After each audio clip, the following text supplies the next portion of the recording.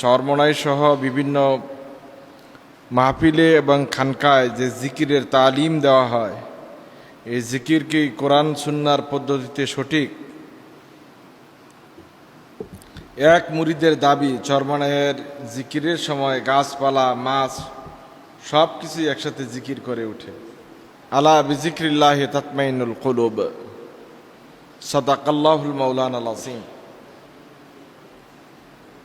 নিঃসন্দেহে আল্লাহ তাআলার জিকির করা এটি একটি ইবাদত।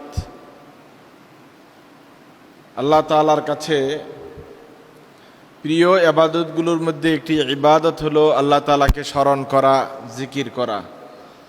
এবং এই জিকিরের কাইফিয়ত, পদ্ধতি আল্লাহ সুবহানাহু ওয়া তাআলা উল্লেখ করে দিয়েছেন। সালাত আদায় করা এটাও জিকির, তেলাওয়াতে কোরআনে কারীম এটাও আল্লাহ তাআলার জিকির, আর আল্লাহ তাআলার নামের উল্লেখ করা এটাও জিকির, অথবা আল্লাহ সুবহানাহু ওয়া তাআলার অন্যান্য সিফাতি নামের স্মরণ করা, এগুলো জিকির। ব্যাপক অর্থে সকল ইবাদতকে আল্লাহ তাআলার জিকির বুঝায়। কিন্তু আমাদের দেশে প্রচলিত যে জিকির, সেটি হলো সমবেতভাবে সবাই একত্রিত হয়ে আল্লাহ আল্লাহ নামের জিকির করা, অথবা ভিন্ন কোনো শব্দের প্রয়োগে আল্লাহ তাআলার স্মরণ করা। আল্লাহ সুবহানাহু ওয়া তাআলা নবী আকরাম সাল্লাল্লাহু আলাইহি সাল্লামকে যে জিকির বা তাসবিহ শিক্ষা দিয়েছেন, যে পদ্ধতিতে শিক্ষা দিয়েছেন, এই পদ্ধতি কিন্তু আমাদের দেশে খানকাগুলোতে অধিকাংশ তরিকতের মাশায়েখদের দরবারে অনুশীলন বা চর্চা করা হয় না। এখানে মন গড়া জিকিরের তালিম দেওয়া হয়, যেই তালিমের কথা না কোরআনের মধ্যে আছে না সুন্নাহর মধ্যে আছে।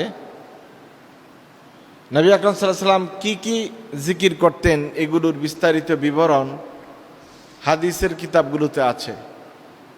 সুতরাং ইচ্ছা মাফিক যেমন তেমনভাবে জিকির তৈরি করে এগুলো মানুষকে তালিম দেওয়া বা অভ্যস্ত করার কোনো সুযোগ নাই। কারণ ইবাদত ইচ্ছে মতো তৈরি করা বা বানানো যায় না। আর এটি সর্বজন গৃহীত কথা, ওলামাদের এজমা, যে ইবাদত কবুল হওয়ার শর্ত দুইটি। আমরা যত ইবাদত করি, এই ইবাদতগুলো আল্লাহ তাআলার কাছে কবুল বা গৃহীত হওয়ার শর্ত দুইটি। এক নম্বর শর্ত হলো খুলুস নিয়াহ, নিয়তকে পরিষ্কার করে ফেলা। কাউকে দেখানোর জন্য, কাউকে শোনানোর জন্য, অথবা অন্য কোনো লোক আমাকে আবেদ মনে করবে, আল্লাহওয়ালা মনে করবে, বুজুর্গ মনে করবে, এইসব মনে করে ইবাদত না করা, এটা হলো এক নম্বর শর্ত, নিয়তটাকে পরিষ্কার করে ফেলা। দুই নম্বর শর্ত হলো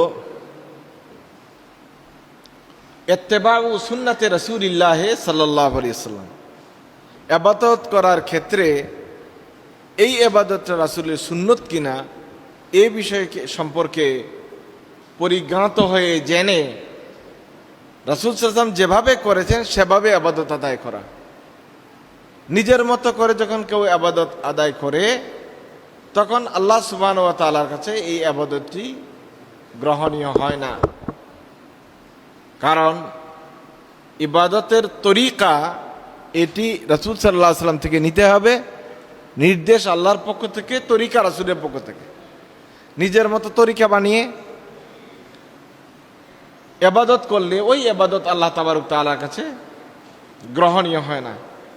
সুতরাং জেনেতনভাবে জিকির, এক জরবি জিকির, দুই জরবি জিকির, পাঁচ জরবি জিকির, জিকির নাভির নিচ থেকে শুরু করে মাথার উপর দিয়ে এনে কলবের মধ্যে আঘাত করা, এই সমস্ত জিকির কোরআন এবং সুন্নায় বর্ণিত নাই। সুতরাং এই সমস্ত তরিকাগুলো হলো বেদাতি তরিকা। সুন্নত তরিকা হলো নবী আকরাম সাল্লাল্লাহু আলাইহি সাল্লাম যেভাবে যেভাবে জিকির করতেন, আল্লাহ তাআলাকে স্মরণ করার কথা বলেছেন বা তিনি করতেন, সেই পদ্ধতি হতে হবে জিকির আল্লাহ তাআলার কাছে কবুল হওয়ার জন্য। কারণ উলামায়ে কেরাম বলেছেন ইবাদত কবুল হওয়ার শর্ত দুটি। এক হলো ইখলাসু নিয়া, নিয়ত থেকে পরিচ্ছন্ন করা। দুই হলো মুতাবাআতু সুন্নতে রাসূলিল্লাহ, রাসূল সাল্লাল্লাহু আলাইহি ওয়াসাল্লামের সুন্নত অনুযায়ী ইবাদতটা হলো কিনা এটা যাচাই করে নেওয়া। সুতরাং আল্লাহ তাআলার এই বর্ণিত পদ্ধতির বাইরে কোনো ইবাদত আল্লাহ তাআলা কবুল করবেন না, এটা একেবারেই স্বাভাবিক কথা। এখন কেউ কেউ দাবি করেছে কোন জায়গায় জিকির করলে মাছ, গাছ, বাঁশ, হাঁস সবাই একসাথে তাসবিহ করে। এটা তারা জিকির করলে ওরা জিকির করে, এই কথাটি ভুল। এটি হলো নিজেদের মন গড়া কথা এবং কোনো পীর বা কোনো দরবারের বুজুর্গি বাড়ানোর জন্য অপচেষ্টা। বরং কেউ জিকির করুক না করুক, সকল মাখলুকাত আল্লাহ তাআলার জন্য জিকির করে, এটা হলো আল্লাহ তাআলার কথা। কোরআনে কারীম সূরা আল জুমআ আয়াত নম্বর 1 আল্লাহ সুবহানাহু ওয়া তাআলা বলছেন, ইউসাব্বিহু লিল্লাহি মা ফিস সামাওয়াতি ওয়াল আরদ আল মালিকুল কুদ্দুসুল আজিজুল হাকিম। আল্লাহ সুবহানাহু ওয়া তাআলা মালিক, কুদ্দুস, আজিজ আল হাকিম, এই সবগুলো সিফাত বলে যেটা বলেছেন সেটি হলো ইউসাব্বিহু লিল্লাহি মা ফিস সামাওয়াতি ওয়াল আরদ। মা ফিস সামাওয়াত বলছেন আকাশ এবং জমিন সমূহে যারা থাকে, যত রকমের প্রাণী বসবাস করে, সকল প্রাণী আল্লাহ সুবহানাহু ওয়া তাআলার জন্য তাসবিহ করেন। সুতরাং এটা কোনো ব্যক্তির সাথে সম্পর্কিত নয়, কোনো সময়ের সাথে সম্পৃক্ত নয়, কোনো দরবারের সাথে সম্পৃক্ত নয়, বরং এটা একমাত্র আল্লাহ সুবহানাহু ওয়া তাআলার মাখলুক হিসাবে দায়ভার রয়েছে তাদের আল্লাহ তাআলার জন্য তাসবিহ করা। কাজেই অযাচিতভাবে কারো বুজুর্গি তৈরি করার জন্য এই ধরনের অবান্তর কথা বলা উচিত নয়। বরং আল্লাহ সুবহানাহু ওয়া তাআলা সূরাতুল হাদিদ 1 নম্বর আয়াতে এই কথাটি আবার পুনরায় বলেছেন, সাব্বাহা লিল্লাহি মা ফিস সামাওয়াতি ওয়া মা ফিল আরদ। আল্লাহ তাআলার তাসবিহ করা এটি ডিউটি। আপনি বুঝেন বা না বুঝেন, আপনি এর অনুভব করেন বা না করেন, সকল সৃষ্টি আল্লাহ তাআলার জন্য তাসবিহ করে, এটা হলো বাস্তবতা, আল্লাহ তাআলার ঘোষণা। এখানে এটা কোনো ব্যক্তি বা অবস্থা বা দরবার বা কারবারের সাথে জড়িত না। এরা ওদের ডিউটি করে, আপনি আপনার ডিউটি করেন। আপনার কাজ হলো আল্লাহ তাআলার জিকির করা রাসূলের সুন্নাহ অনুযায়ী। যদি কবুল পেতে হয়, আল্লাহ তাআলার কাছে মাকবুল হতে হয়। আল্লাহ তাআলা আমাদেরকে বুঝার তৌফিক দান করুক, আমিন।